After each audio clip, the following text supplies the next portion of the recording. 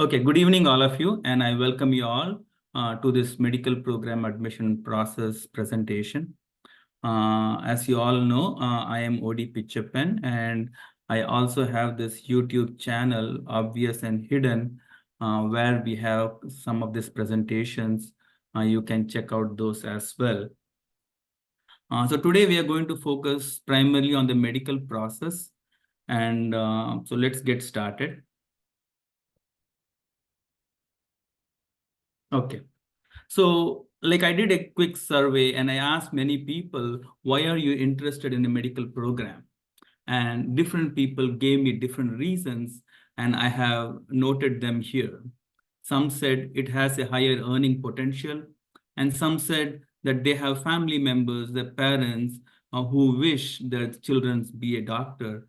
And some said the parents themselves are doctor, and that motivates them because they have seen them like working with patients, helping patients, so that motivated them. And some said like it's more like interactive, where you meet people, you talk to people, and where like you are more in action, and that's the reason they like it. And then the last two, what they said is they enjoy the subject medicine or biology, which is fascinating them, and that's the reason they want to get into medical line. And some of them, they said they're so hardworking and they never give up in life, and whatever it takes, they will do it. So if you ask me what is the right answer, I would say everything is a right answer. But there is a priority order. In my opinion, the bottom two would take the highest priority. That you have the love for the subject and you are willing to do anything it takes. The reason why I like to give importance to the last two, because medical field would take at least 15 years for you, and it's not something couple of years, whether you like the subject or not, you learn it and you are out of it. So you need to be focused in that for several years, and that's the reason I would like to give importance to the last two. But the first four, still it's a valid answer. Okay, now what should we do next? So we want to identify whether this is the right industry for you. For that, if you're in high school or even if you're in a like undergraduate program, what you should do now is to do shadowing of physician. You can reach out to doctor in your town, whether it's a pediatrician or whether it's a cardiologist, it doesn't matter. You reach out to a couple of doctors and say, I want to do physician shadowing. And you can reach out to local hospitals and say, I want to do volunteer service. And we have EMS in every town, emergency medical services. And if your town doesn't have space, you can reach out to your neighboring town and say, I want to be a volunteer at EMS. By doing a volunteer service, you are able to serve patient, and you also get to know how the medical industry operates and whether this is the right one for you. And also you get an experience of how your future is going to be. So that way, you know, is this the right place for you? So start talking to your seniors and speak to a couple of doctors and understand what you are trying to sign up for, so that once you are in, there is no need to back out of that. Now, talking about the bottom 2 points, what I said, the love for the subject and you're willing to do anything it takes, why I gave the highest importance for these two, the next slide will explain that. Now, there was one more survey where they asked many physicians, is this job burning you off? And 54% of doctors say that this job burned them out, okay?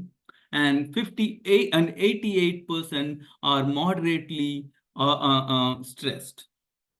So the question is how we can overcome this. Is there a job in this world which is more stressful than a physician? Can you think of something?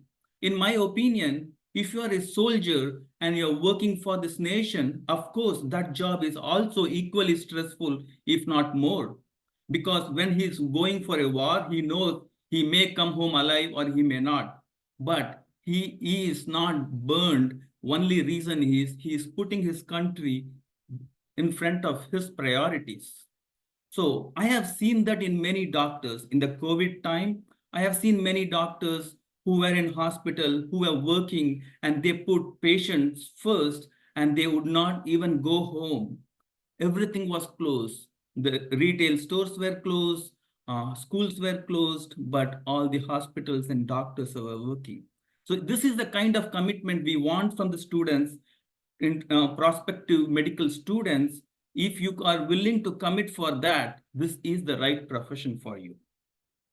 Okay, now let's talk about the money. Okay, if you look at this chart, I can see in medical profession, people, a pediatrician, family medicine, people are doctors are making around 250,000 average.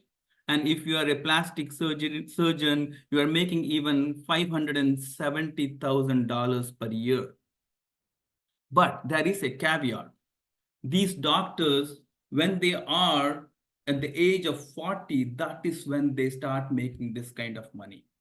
Okay. On the other hand, if you look at an engineer at the age of 25, he would start making money.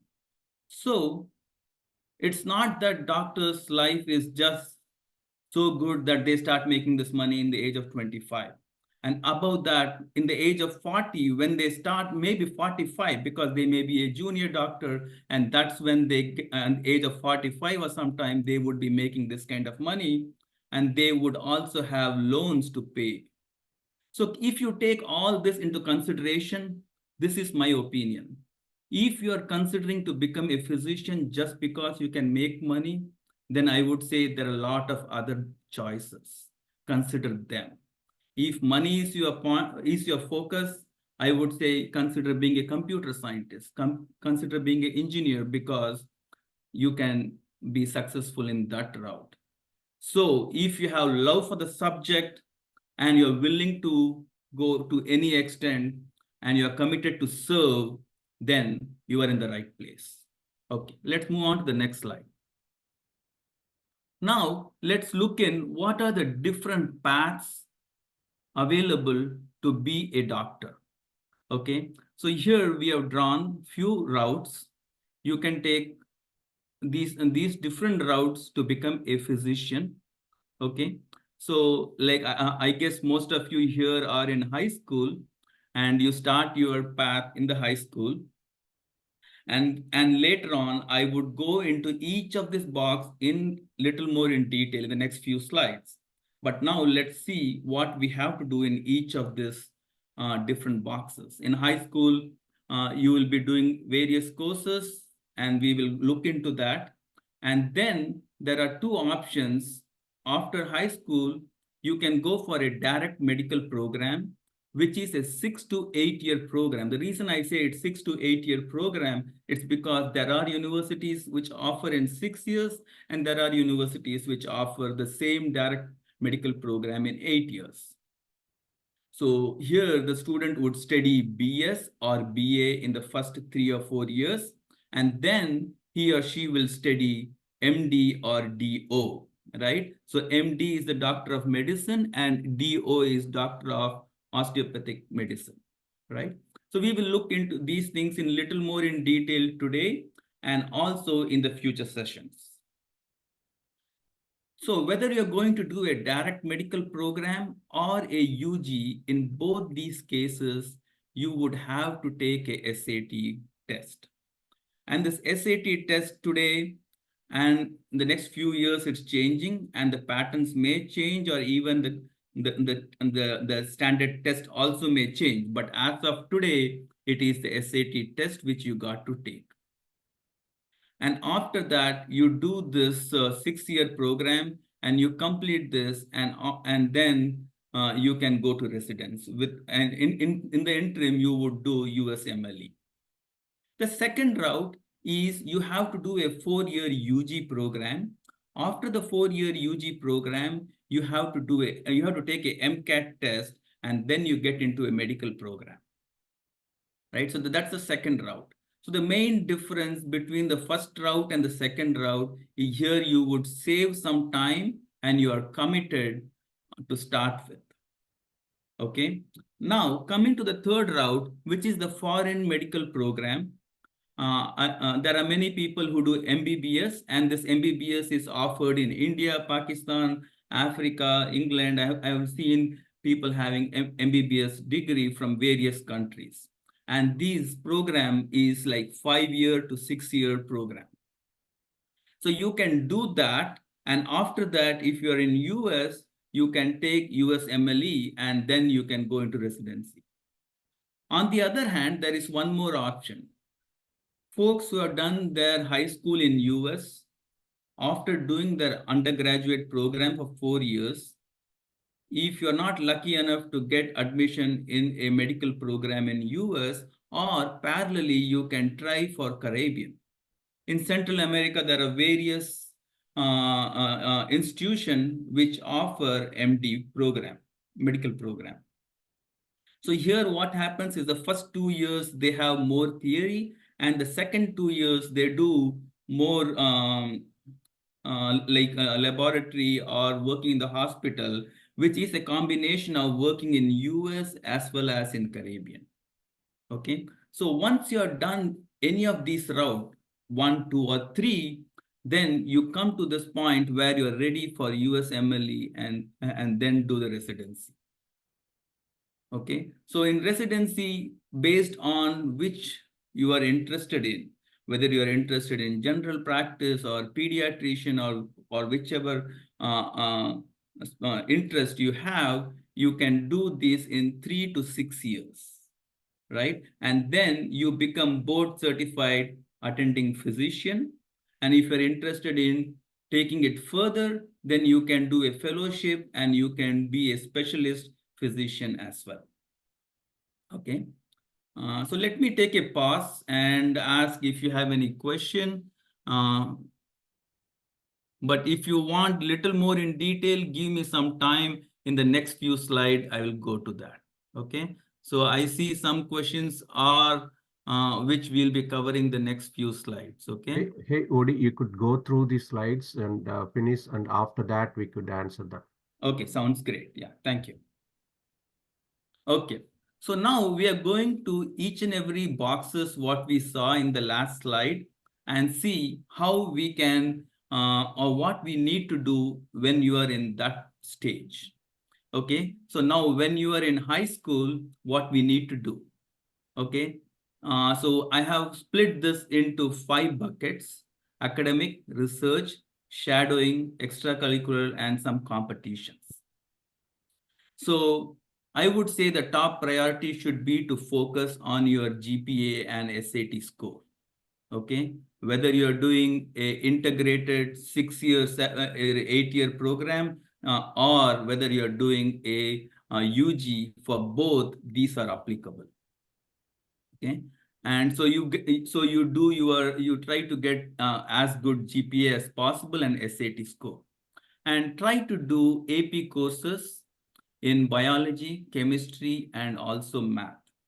So here, the catch is if you do too many AP courses, then you are burning yourself.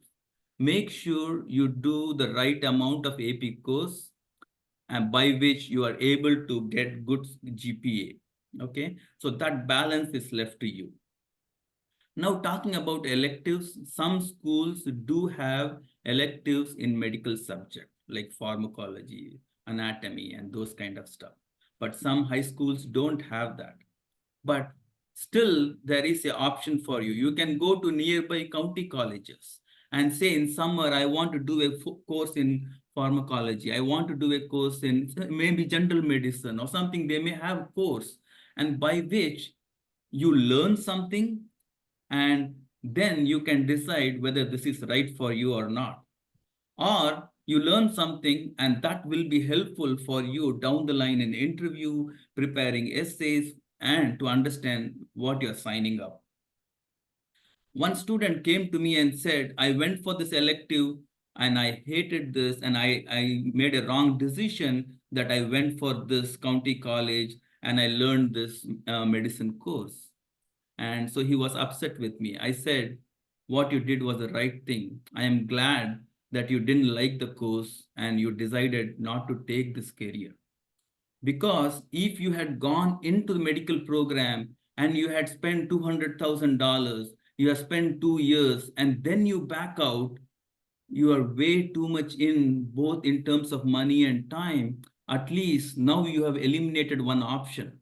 So by doing this, if you decide this is not the right thing for you, still it's a win-win situation for us. You like the program, it's win. You don't like the program, still it's a win. Okay, so I would say just go to county college, do these courses, and think whether you like them. Okay, next, how to spend your summers. In summers, try to do research. Okay, maybe your school itself supports doing research, or nearby universities, or even like in a hospital. Or you don't have any of those facilities from home, you can do a computer simulation, you can do AI, artificial intelligence, you can do something in medicine by which you are able to show research, it's on your documents, and also you are able to learn. Okay, now the third one is shadowing. You can do shadowing with various doctors, whichever doctor you go to. Okay, ask for it, like Google the nearby doctors, call them. And I would say it's better the student themselves call than the parent, because if a doctor gets a call from a student, the doctor will be more compelled to accept it than from a parent. And I also noticed that you can go to a veterinary hospital nearby to do your shadowing. The reason I like veterinary hospital is, whether it's a dog or a cat, they go through the same medical challenges what we human face. So they also have X-rays, they also have surgery, they also have medical like pharmacology or medicine. Everything is the same for them. So when you are trying to do shadowing, you can do for a veterinary hospital as well, and the rules are not that stringent. Okay, so you are allowed to, you are in a surgery room to see, and you can have a better hands-on experience with a veterinary hospital or with a veterinary doctor, right? So that's also one option. You can explore them and go to hospitals also and say, I want to do shadowing. Now, coming to the fourth one, extracurricular activities, you should try doing EMS. Okay, the EMS comes in two parts.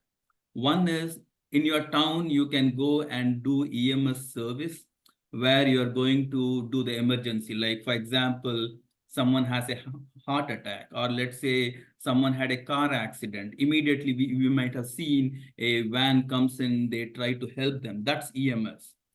Now in EMS, they also give license. So for that, you take a theory class for 6 months or so, and you take various tests, and you finally get a license.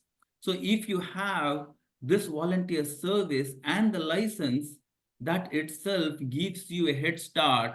And when you go for any medical interview and you say, I have already done these things, that's a great advantage for you, right? And in addition to that, try to do some extra activities like music, sports. You can do scout, and there is CAP, Civil Air Patrol, which is like working for the US Air Force. Okay. Now coming to the last one, which is competitions. So there are various competitions you can take part. Try to identify competitions related to medicine, biology in your town. And in addition, you can think of like this biology Olympiad, and you have ISIF from region RAW, right? So that's extremely recognized. So if you're able to get on top of that, that's even better. Okay, and you want to know a little more of this, I have this YouTube channel, and here I am showing some of these. So like my channel name is Obvious and Hidden. So here I have a couple of videos on these topics. So for example, I talk about various activities you should do in high school. And then here I talk about your GPAs, how to, what are the different things you can do, like AP course, IB course, honor course, so SAT, so you can view those. And then in terms of competition, so we have various math competitions. Some of them I have listed it here. And in 103, science competition, like we have Regeneron, Broadcam Masters, first robotic competition, and you have different types of projects you can do, like in vivo, in vitro, and computer simulation. And then you can also try to do paper publication and also try to do publishing a book. When I say paper publication, people think I'm going too aggressive. In reality, it is not aggressive because there are a lot of institutions which run this publication specifically for high school kids. And these competitions are sometimes conducted by the college itself. So I would like to point three of them. So we have Young Scientist Journal, which is conducted by Vanderbilt, Stanford Intersect, which is conducted by the undergraduate students in Stanford, and then you have STEM Fellowship Journal, which is conducted by the Canadian Science Publishing. So these are three of them which you can try to publish. So now the question is not whether what you have done the research and you publish, whether that is groundbreaking or not. What you're trying to show is you are a kind of person who have interest in research and you have done something, and when a professor or a education committee professor is looking at you, they get motivated to take you in because you have research interest. Okay. And so that's the reason I said try to do projects and try to publish them, and give your best shot, and hopefully it works out. Okay. And here we talk about how you should, how much time you should focus on each subject and how you should consider what major to take. Okay. Going on to the next slide. So now we are looking into how uh, the two-step process. So we are going to do a undergraduate program first and then a medical program. Okay. So in this, and this is the route many students take. The combined program, which is the 6-year or 7-year program, is selected only by like 10%, 20% of the students. So this is the route which many people take.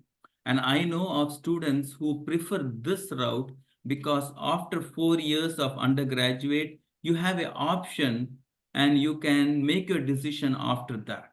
Okay. So there are people who prefer doing combined direct program, and there are students who prefer this, and pros and cons we will discuss soon. Now, what happens if you have made your mind, you want to do your pre-med while you're doing a 4-year undergraduate program? Let's see what you have to do. You will do a undergraduation either in BA or BS, and you can choose any major you want. But if you see many students, they choose biology, chemistry, biochemistry, or like neuroscience. These are the courses they normally take as their major, but it is not required that you have to take those as your major. Okay. Then in the pre-med track, what happens is there are certain requirement that you have to do certain number of courses in these subjects. So while you are doing your major, you look into the pre-med requirement and take those courses. It may say you have to take 4 courses in biology, 3 courses in chemistry. So you have to make sure you are hitting all those points. Okay. And when it comes to second year or third year, you start preparing for the MCAT. Okay. So while you are in your PMED program, you start preparing for the MCAT. And so that you normally, many students, by the time they finish the 4th year, they are done with your MCAT. So we don't want to do a sequential one after the other. We want to parallelly do things so that you are ready for the medical program by the time you have finished your your pre-med or your like undergraduation. And each of these summers, these students will do research, internship in hospital, or research in their university laboratory itself. And some students might not have done EMS before. So still it's not late. You can get your EMS license while you are doing your like undergraduate program. Okay. So this is the standard, I would say one template, and the fees would depend whether you go to public school or private school, where the location is, and based on that, it can go as low as 100,000. It can even go to 300,000. Okay. So now let's look what happens in a medical program. So the medical program is a 4-year program, and the fees, once again, depending on where you go, it can range from 200 to 400,000. And there are several different courses you do in different years. In first year, you will do like anatomy, yeah, physiology, okay. And in the second year, you will do pathology, and you may and there is a white coat ceremony. So this is when you do the white coat ceremony, where you are given the white coat, you take the oath, and you take the oath there, and that's giving you opportunity to take more responsibility. And different universities do this white coat ceremony at different times. Okay, some do even third year, fourth year, and some even do in the first year. So those are the different universities follow different time period. Then in the third year, they go on a clinical rotation. Okay. So that is when people are getting more hands-on. So there they go to different wards or departments, and they get real exposure. And after that, things gets more interesting, or they are getting more into action, and they go to different department, and they do they meet their patients, and they get to know different sections of this clinical rotation. Then in the final year, they will do more into like emergency and ICU. So this is a pattern not necessarily followed by all the universities. Okay. So this is a general pattern, and university to university, the pattern may vary, but in general, this is what is covered. Now, many students in US, what they do is they start preparing for US MLE while they are doing their MD program or DO program. So that's the advantage in student who's studying in US or Caribbean, that everyone is preparing for it. So if someone is going to study in India, and they know and they know they're going to come to US, they can also do that while doing their MBBS. Okay. So those are the stuffs like we need to know in a two-step process, where you do your UG and your MD program and two different parts. And the main catch is you have to take the MCAT test, and you need to get selected into the program. And then in the final year, you start applying for like residency. And that's when the next part, where you're applying to various hospitals, where you will come and do residency. Okay. So let's switch gears, and now let's look into direct medical program. So this is the one where you do 6 to 8 year integrated medical program. So now we will say like what are the pros and cons, and we will also look in like what the universities are looking for. Okay, so these are the things we are going to cover. Now, in a direct medical program, what the university is looking for, they are looking for students who are committed with high GPA, they have taken good SAT or ACT score, and they have done a lot of extra research, maybe EMS, physician shadowing, internship, volunteer service, all-rounder application. Okay, so these are the things they're looking for, and they're also looking for the applications which come in with a variety or something which normal applicants don't have. You may be a member of a board, or you might have received some recognitions, awards, something unique which you don't find in some other candidates. Let's say you may be in sports at a national level or at a state level, something unique in you. Okay. Now let's see pros and cons of doing a direct medical program. Okay. So in a direct medical program, in my opinion, in terms of pro, you have a guaranteed seat in a medical program. Okay. So that way you are confirmed that you do your BS or BA and then you are getting into MD or DO program. They may take a MCAT test, but the scores, they have a minimum requirement which they would pretty much manage it. Okay, so that way that's the pro, that they are guaranteed and the test score requirement is not high, and they don't have so much stress that are you going into a medical program, so they have a less stress and they can focus on their academic. And the biggest pro is you can save 1 or 2 years in this program. And mostly in a direct medical program, there are 7 or 8 or 10 students, right? Because now the pattern is they have only a small group of students who work very closely or who study very closely in the direct program, and they study while BS. And later on, when they do the MD, they join the mainstream. Now coming to the con, right?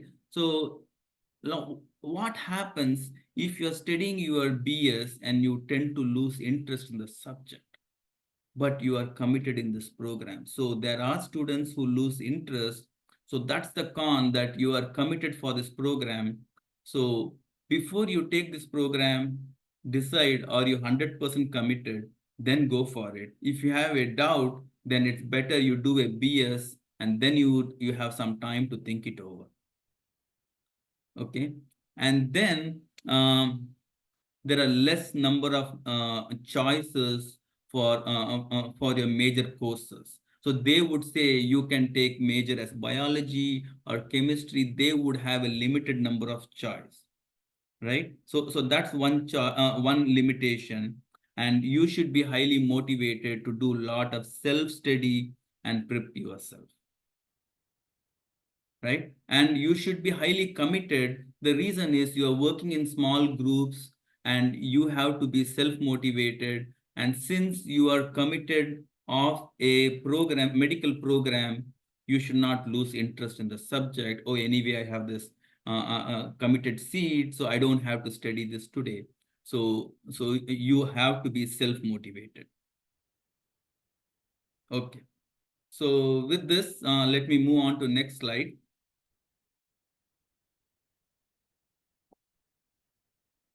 So here we are talking about foreign medical program.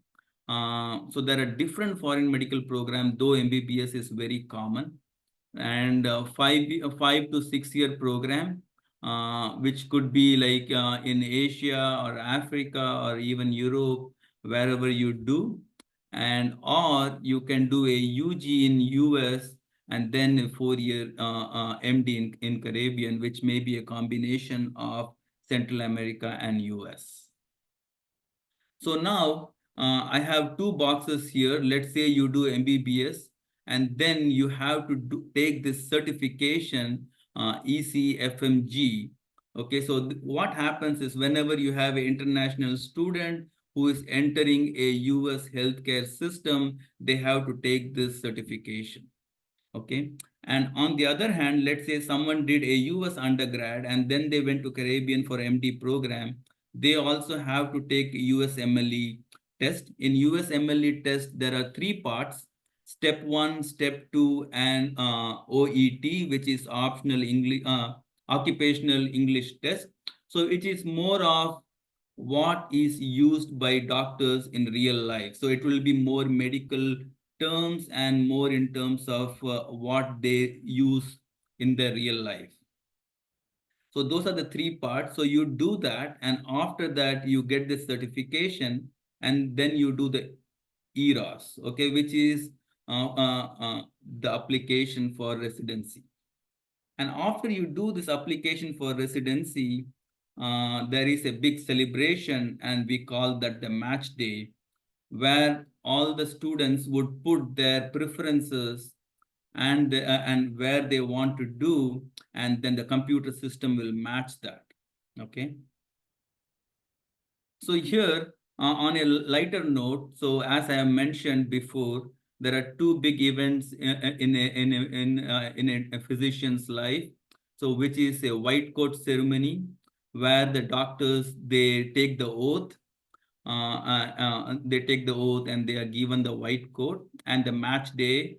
In the match day, what happens is each person, they get matched to the residency program, and that's where they're going to spend their time on doing residency. Now, this is my last slide. So I want to recap, or instead of recap, I would say give a closing remark. Okay, so I would say your success is based on how you are going to stay focused. And in today's world, we have a lot of distraction. Start taking notes and have a checklist, and always do the right thing and not what's easy. And the next thing I would recommend is hard work, as there is no substitute. Okay. And always do your best and never compromise on that. And finally, I want to end this presentation with a small story from 1961, which I am always fascinated with. When JFK was touring NASA, he saw a janitor with a broom, and JFK walked over to him and asked, "What are you doing?" The janitor responded, "Well, Mr. President, I'm helping to put a man in the moon." So that is the kind of pride we all need to take in whatever we do, and that will give us satisfaction and perfection to our work. Okay, so with that, let me end this session, and I will take a pause, and Rajesh, you can advise whether we want to take question or how we want to move forward. Yeah, thank you. Yeah. Thank you, Odi, for the excellent presentation coming from a non-physician. You summed it up very well. So having said that, we do have um, Dr. Sriram, who is my college mate and practicing oncologist in Virginia. And we do have a few other parents whose kids have either completed the process or now in various stages of residency and fellowship, as well as the ones who are in the current process, currently undergoing. So this session, we wanted to have it as an introduction, and then later we could go in depth in specific topics. So I will give a few minutes to each to Ram and Geeta and Sylvie to introduce themselves, and then we could answer some of the questions you guys have. Great. And thank you, Dr. Rajesh. Ram? Rajesh, thank you for having me. I'm Janakiraman Subramanian. I'm a medical oncologist at Fairfax, Virginia, and I have a high school aged son as well, trying to get into college. So I know it's a challenge, but we've done this before, and we've had other friends and their children get through med school, so it is a doable goal and still a good career to have. I've been doing this now for over 15 years, and I still like what I do. So I would encourage all of you, students who are interested in medicine to go for it. Don't be disappointed by some of the negative things you hear about medicine. That's one.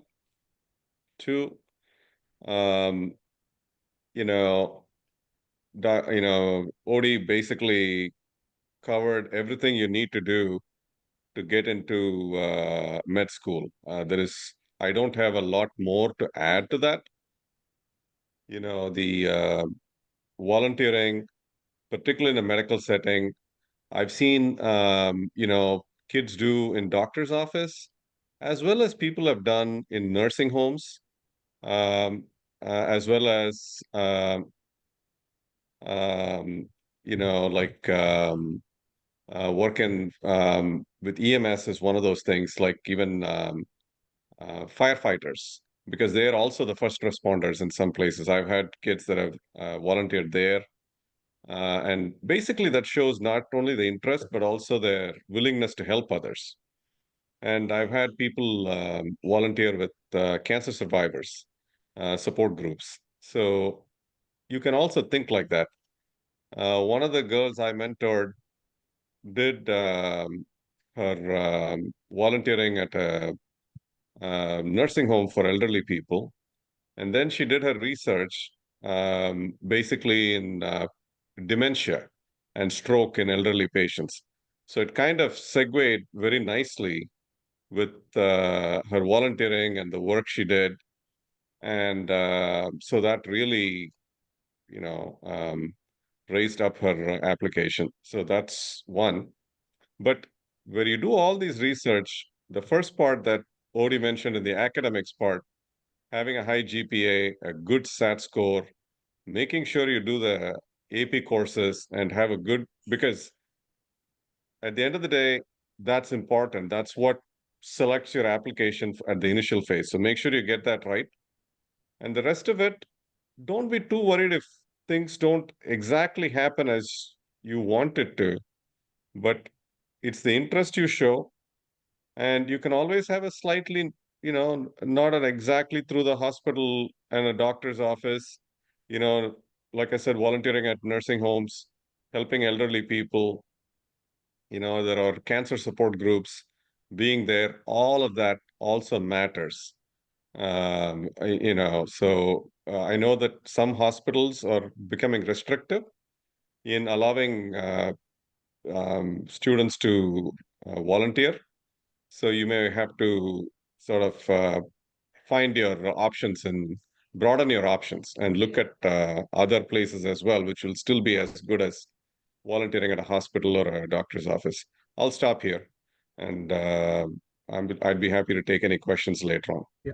Add to what Ram said, some other things that could be considered, and the aspects are community health aspects, local health departments, and those things with the drive moving towards some of the in the primary care aspects. They look at the social determinants of health and all those aspects.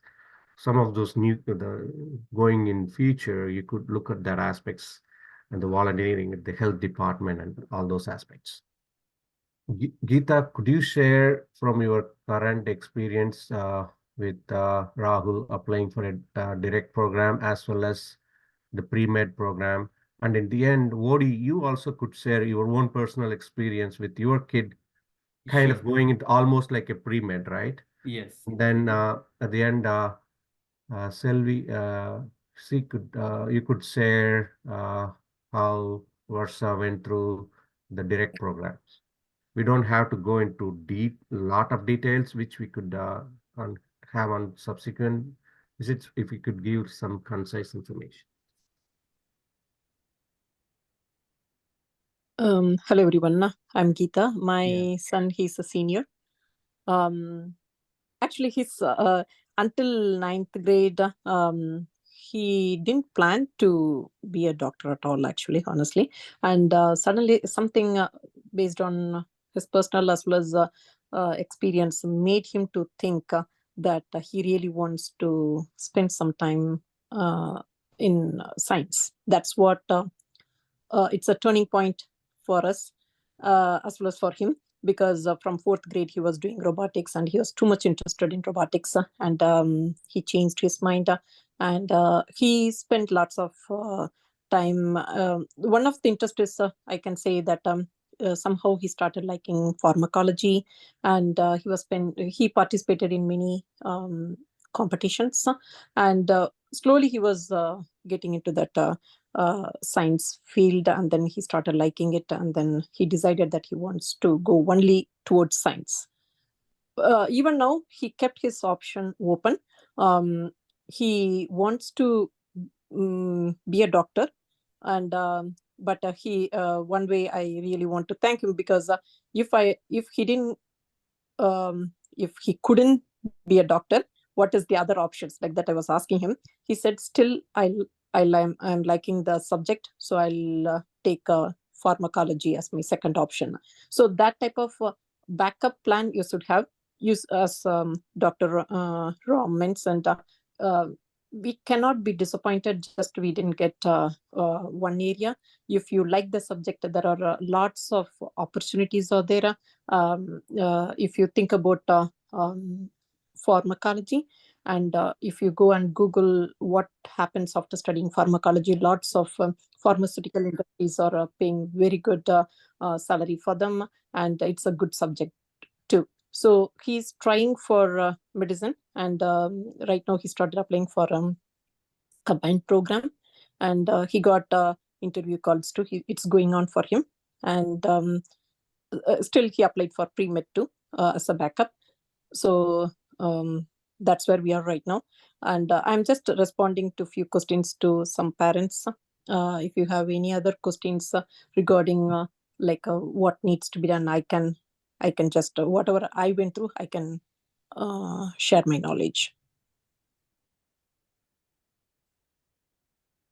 And I'll give it to Sylvie, or someone can take it.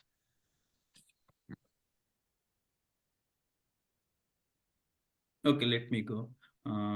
Yeah, so talking about a direct program and doing the two-step process, both are very similar. So when you do the BA or BS, you do it in a 3-year. So in terms of the process, both are similar. So while you are in high school, you have to make sure you apply, and certain things like EMS, volunteer service, you have to balance that and do more activities. So if you're very much committed, and that is the way to go. And I feel saving 1 or 2 years is a big deal, because in a doctor's career, you have to spend a lot more time down the line doing residency and all that stuff. So saving 1 year really helps. That's my opinion, but if someone may differ, yeah, that's it. Yeah, thanks.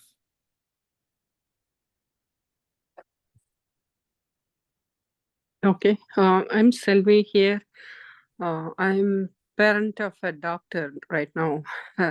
So my daughter went to direct med program 8 years back. She finished her med school 2 years back. Right now she's doing residency. Now it's a lot has changed. The time we were applying in 2015, it was different. Now more competitive, I guess. So I can speak so much what we went through that time. Of course, all credit goes to my daughter. I'm, most of us, we just, tell them what we see it around, and at that time we were not having much guidance except Dr. Rajesh here. We should bother him more. So she was a good student, and she decided on med career quite early. Though we did try to discourage her on the long years of study, she decided and she prepared on shadowing and lot of healthcare related activities she was proceeding. And so we strategized at that time. She will apply for direct med, 7 colleges, and pre-med another 4 or 5 colleges. But she applied to top programs. She got through all the pre-med programs. She applied for chemical engineering, biochemistry, and she got through, out of 6 direct med programs, she got through 3 of them. And one program at UMKC, she had a 6-year program she chose, and she stick to that. Once she got through this direct program, she didn't choose those top pre-med options. She bypassed and she chose this. So it's up to the student. It is, though people say it is very intensive, direct med, but my daughter says it is same stress level as regular medical college years. You don't mistake that way. Though people scare you like, oh, it is 6-year program, they put everything in 6-year time period. It is not so.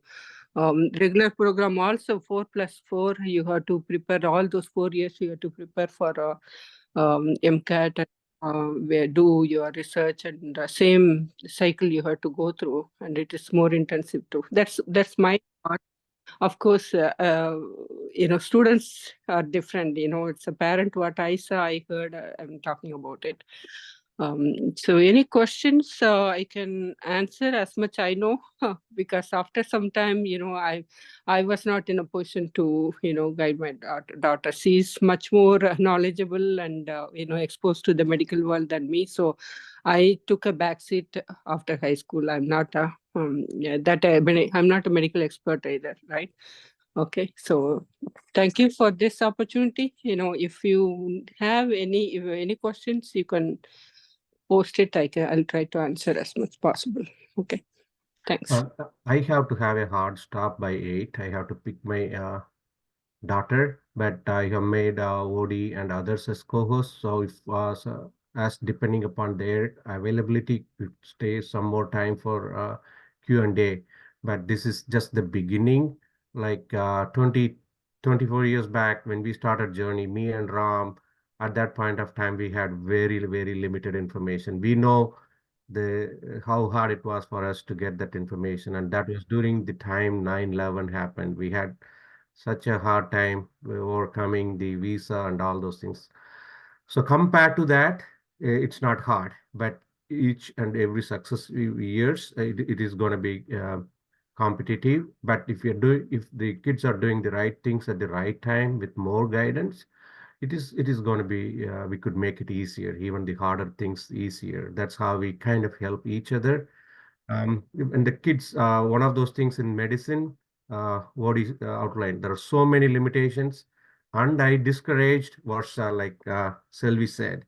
The reason I discouraged at that time, if I remember, like it's 9 years ago during her high school graduation, is we have to know the right expectations. Once the right expectations are set and they know the limitations, and beyond that, if anyone wants to do it out of passion, then I would say by far medicine would be the best profession for satisfaction. In other fields, you may not see that immediately. You just treat someone or do something, that feeling you can't get in any other field, even though I kind of outlined a lot of limitations. So I encourage all of you now, those kids who to consider after evaluating all the limitations, go for it. We are here to help all of you, and we will continue these presentations. And there are a lot of FAQs. The questions we already answered, and the others which we didn't answer, we will try to continue that in the WhatsApp group. And this recording will be available to go over again, and we will continue in future. All right, Woody, you could take over next 10-15 minutes and stay, Okay. and you should be fine. Okay, yeah. Thanks a lot, Dr. Rajesh. Yeah. Yeah, and thank you all. One comment, if you don't mind, Odi, I'll make about the direct medical program. Sure. So the advantage is you might do the medicine, in less number of years, but not always the case. Some are 6 years, some are 8 years, which is the same duration. The other thing is the advantage is you don't have to take MCATs. MCAT is a relatively tough exam, and sometimes scoring high, again, can be a challenge. But at the same time, the direct program is also very, very competitive to get into, as others have already mentioned. Yeah. But as already mentioned, there are some reasons why not to do the direct MD program, because one, if you're not sure, if you're not committed, it makes sense to do the BS, do the 4 years, and then decide if you want to do it. The other aspect is some are looking at not just medical careers, but highly academic careers, which is like a lab research. not just to get into medical school, but not really focusing heavily on clinical practice, but basic research is something that you can do. And those programs are not part of the direct MD program. Most universities that do, like, there is something called the physician scientist training program or the PSTP program, which is the MD, PhD, all of that comes together. So there, it's almost always the universities that do that have the 4-year program, and then you have to take the MCATs and then get on with it. So if you're going into purely clinical practice, a direct MD program is the best place to go to. If you're someone that is interested in continuing lab-based research as a physician scientist, then the direct medical program may not be the right one for you. You might have to, go through the 4-year undergrad and then do MCATs and then get into medical school and try, do the PSTP program. That's it. Yeah, thank you, Dr. Ram. Yeah. Okay, so what I was thinking was, so if anyone has a burning question, you can ask. Otherwise, what we will do is we will compile the questions what you have asked, and we would make sure that we take care into our future presentation. Okay, so with that, maybe like if anyone wants to ask something which is not covered and something which you want to address it ASAP. Okay then. Okay, thank you all, and I thank Dr. Ram and Dr. Rajesh and all other participants as well. So we'll end the session here, and we will keep you all posted with WhatsApp and other group in terms of the future sessions and where we will go in more details. Thanks a lot and good night. Yeah. Sir, 2 questions. Yes. So here in high school, there is a course called medical terminology. I was wondering if that would be helpful to study medicine in India. So in high school, you will do medical terminology and then go to India to study MBBS, is it? Yeah. Okay. No, you can always explore that route, but I would say try to explore this route, US route. My recommendation is, because if you go to India from US and then you come back, then you have to, if you look here, in USMLE, your bars are little higher, and you being in India, you have to prepare. So those things are a little bit challenging, but not that it's not doable. So I would say try US and India. If you're not successful in US route, then maybe you can try Caribbean and India route. That's my recommendation. Maybe Dr. Ram or someone else can share your thoughts.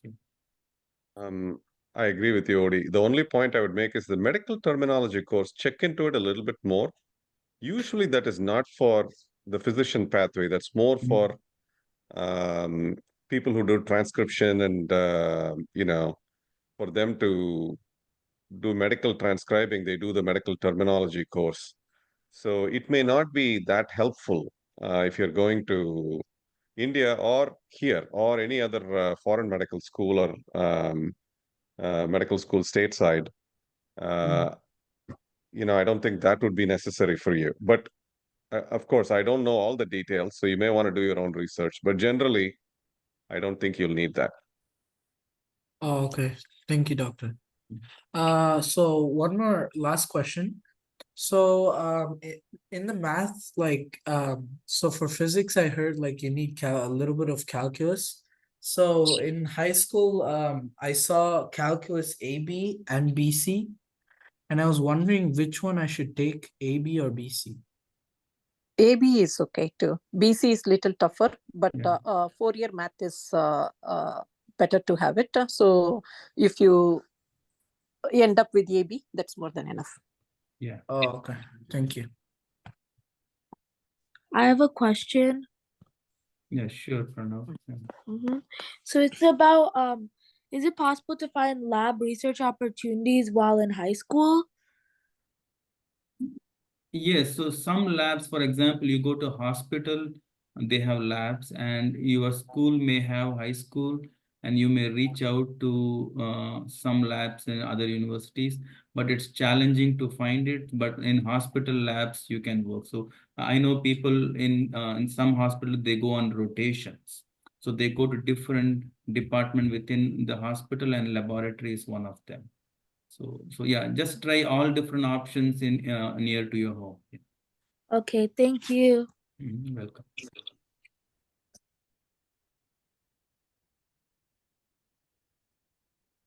Hi, this is Bhuvana. I'm a parent of a high school student. I just have a comment on the medical terminology paper that someone has asked. Sure. My son is a junior in high school, and if I'm aware, medical terminology is just a one credit paper that anyone can take, and it's a dual credit, and it depends on the district where they have associated with the college, and the college professor will come and take that paper for the high school student. Okay. Thanks. Excuse me, Questions? and I'm a sophomore. Yes. So I've looked at research stuff, and all of them want the graduation of high school. Like they all want someone who's graduated from high school. So how would a sophomore get a chance at like being a research assistant or a lab assistant? Yeah, actually, I think you have to explore. I agree with you that many places they look for like people who are doing like undergraduate, but there are still places you have to explore. And let's say you don't get one of them, let's say, then try shadowing, try EMS. So it's not that you have to slice it in this particular way. There are many different ways you can make your application strong, right? You can go for competition. So what is your strength? What you have access? Based on that, you can make your application. Okay, and do you know like anything that they let high schoolers do? And also I heard that to do the direct course that you have to do some research. Yeah, if your school has it, fine. But let's say you are not able to do research in a laboratory. That should not limit you. Now you can do computer simulation. You can do some AI research. So you can write papers. So you can do dry lab research as well if you're not able to get access to wet lab. Yeah, Okay, I agree thank you. with Odie. For research opportunities, one thing, there is no central resource. Like there is not one website or one place you can go and find an opportunity, right? So you just have to canvas your network, your friends, your parents' friends, the people you know, browse the websites of the local universities and hospitals, call them or email them. Sometimes they may say it's a college graduates only, but they may be willing to consider a high school student. Yeah. So you have to try. Bottom line is that. The other thing is having a research paper does not hurt your application. But if your GPA is low, it is not going to be enough to get you in. So don't forget your GPA. That's Yeah. something. Okay. And even if, like Odie says, if you don't have the research paper, you can do other things. Like you can do the science Olympiad at your school, if with other groups of students. And if you make it to a good enough level, district or higher, that is as good as, I've seen students who have not had research and have done science Olympiads and still have a very strong application for their med school. So you can explore. It is not that you have to have research. It's just that you have to show your interest and experience in that field is what is most important. Yeah, and to add to Ram and Odie, it's the wholesome thing. It's not one specific thing is going to help. So the research, traditional research, and now with the machine learning and all these things in future, there will be different kinds of opportunities taking data sets and doing research, or even in the community. Like earlier I mentioned, we will consider a session on this in future, in which we will be able to discuss it in much more detail.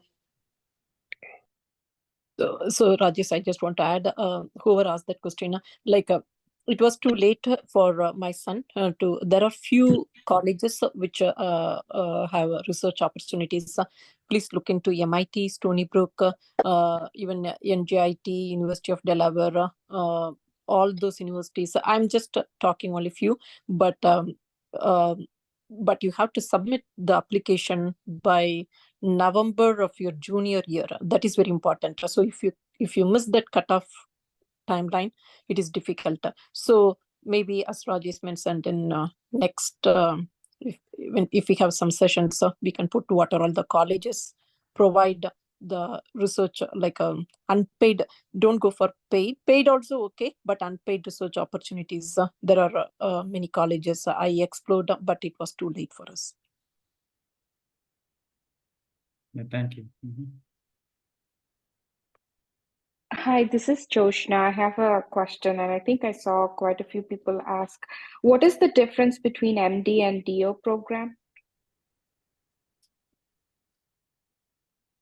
So it's an American thing. MD is the traditional, it used to be this way. MD used to be the traditional medical school pathway.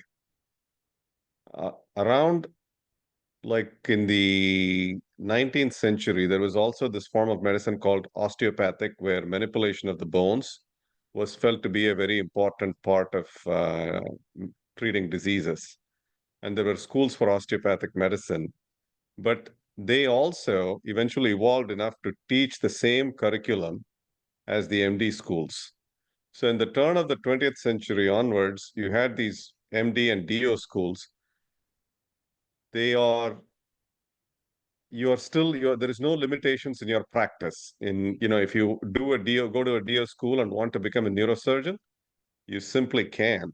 It is just how the divisions happened at the beginning of how medical education was established in the United States.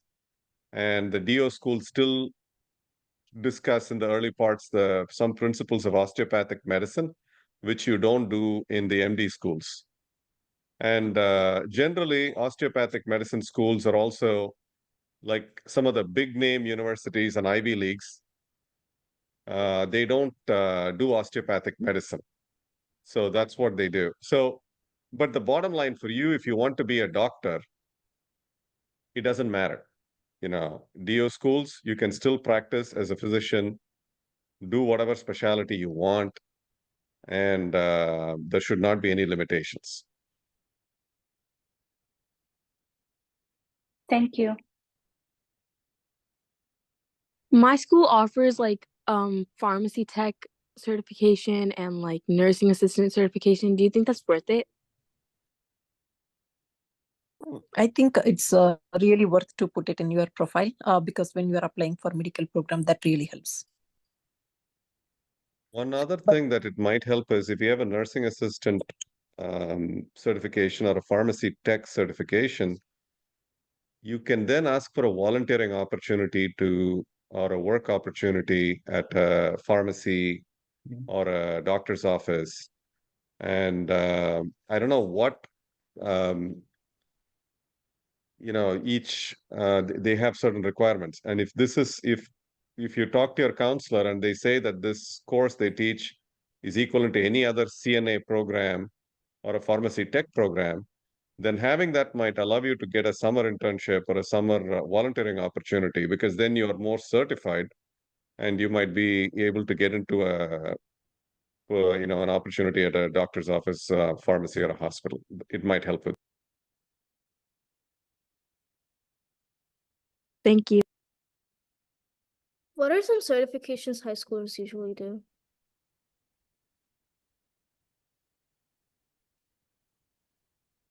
I think Odie mentioned that one is the EMS. Yeah. That I think that. Sorry, Odie, go ahead. No, go ahead. Yeah, you are right on it. Yeah, go ahead.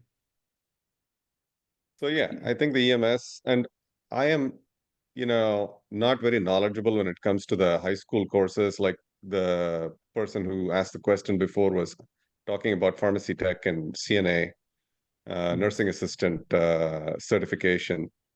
Sure. I know from the end user perspective that we are constantly looking for CNA, certified nursing assistants, in our offices. But again, there may be some challenges for a high school student to get into that position, but there is a need for them. So those, can help you get into getting some volunteer opportunities or even work opportunities. And when do you usually get EMS certified? Yeah. So this EMS, what I would say is you can do it while you are in high school, and you can also do it while you are doing your 4-year the undergraduate program. So there are, I think, there's certain age you can get started. So mostly people start when they are in 10th grade or so. So you can contact your nearby EMS service center and ask their requirement, and town to town there may be difference. So if your town age requirement is like, let's say, 1 year different from the neighboring town, you can explore those things. They also have license, so that may be having a different requirement. You have to go to class and you have to take license. In addition, you want to study some medical courses, I would recommend going to county college near your home, and in summer or even throughout the year you can do one course. It can be physiology or pharmacology or something else. That way you can get to know, and you'll add to your application. That will add weight to your application. Okay, and during school, should all my electives be only medicine related, or can I have like some other things? See, in US, people want all-rounders, and that helps in two ways. They can see that you are all-rounder, and today's world, medicine world, is also evolving. We want doctors who are doing computer simulation. We want doctors who are doing some other industry, also as research as well. So that being considered, being an all-rounder always helps, but keep a focus more on the medical subject. Okay, thank you. Welcome.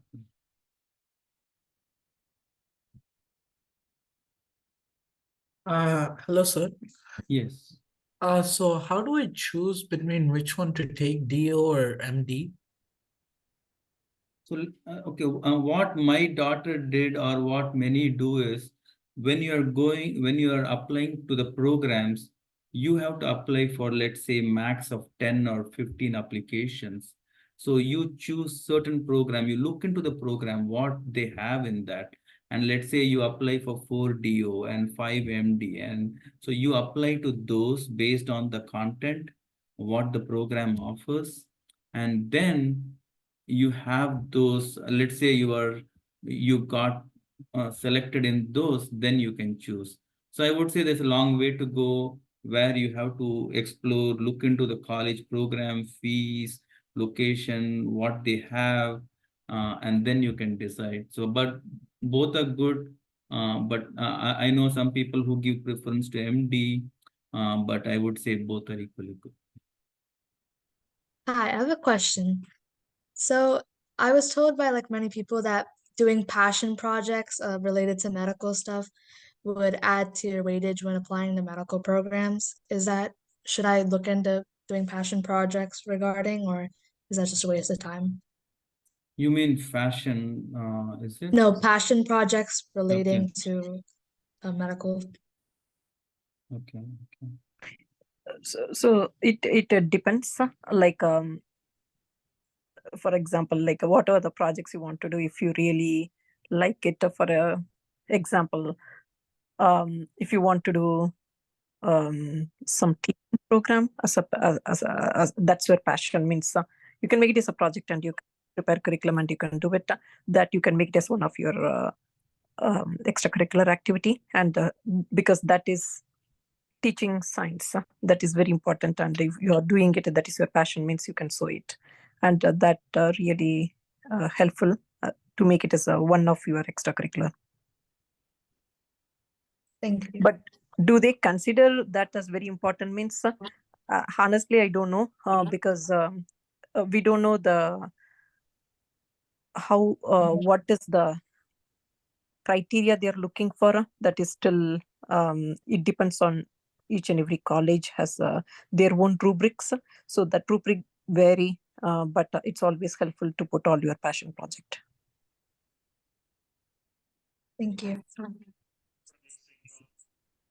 If you're going to do a passion project, just make sure you know, run it by somebody that you consider your mentor who has some experience, you know, with either the field of medicine, who can guide you.